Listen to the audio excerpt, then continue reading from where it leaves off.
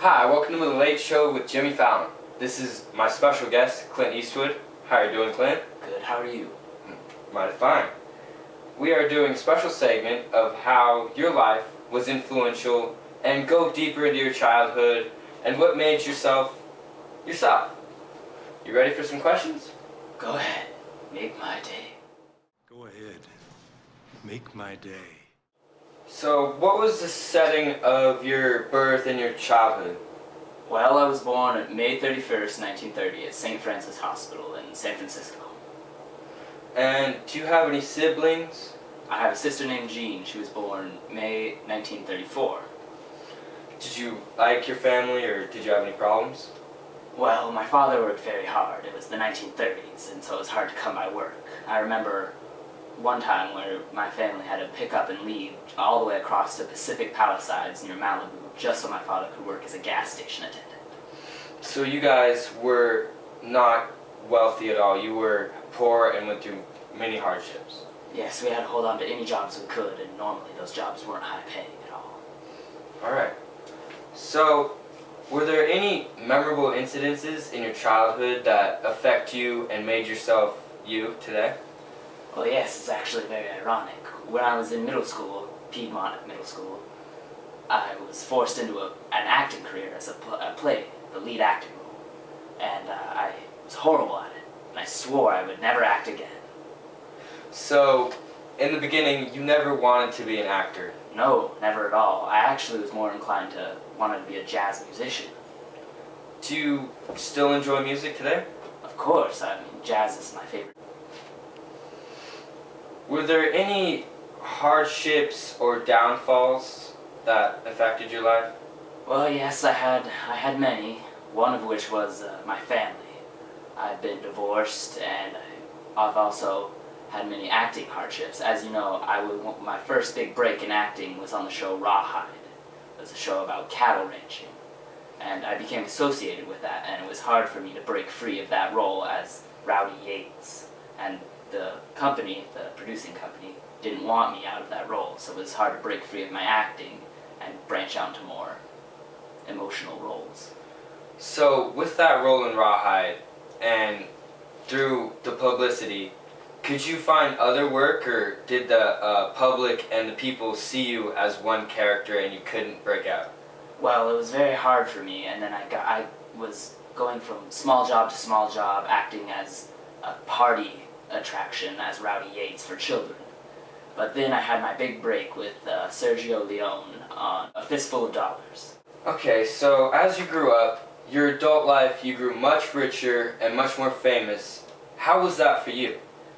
Well, I became more well-known. It was easier for me. Money wasn't really an issue anymore. I could provide for my wife now. I bought a new house near Monterey area, and I became more well-known, so it was easier for me to get acting jobs. And eventually I started my own directing company. At this point, did you have any children, or were your relationships a little skewed? Well, I really didn't want any children with my first wife, but I did have an illegitimate son with an actress on the set. How many children do you have? Well, I have 7 children. Do you like them? I love all 7 of them. Good man. So, what schools did you go to? Well, my first official school was Piedmont Junior High School.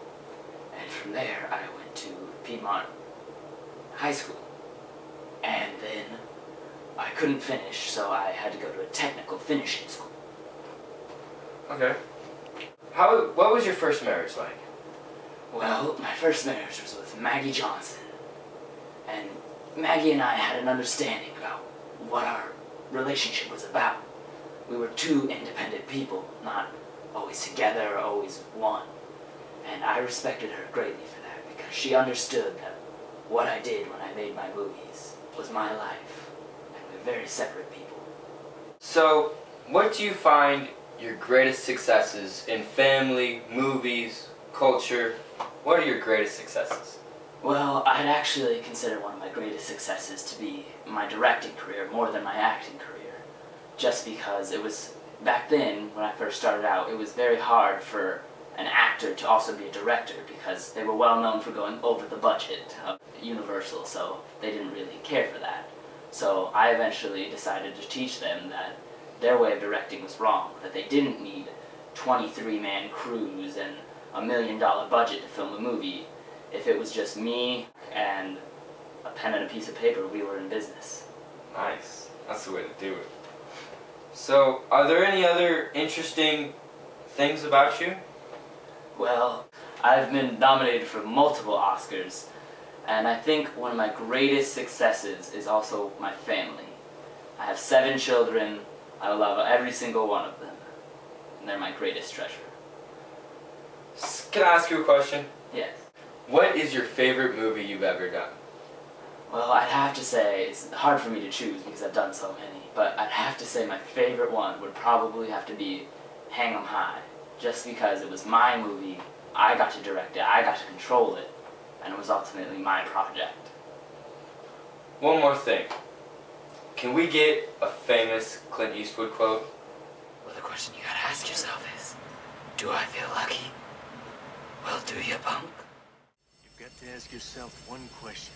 Do I feel lucky? Well, do you, punk? Well, do you, punk? Get 3 coffins ready. Get 3 coffins ready.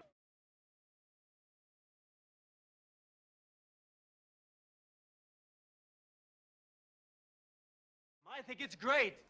It's history making.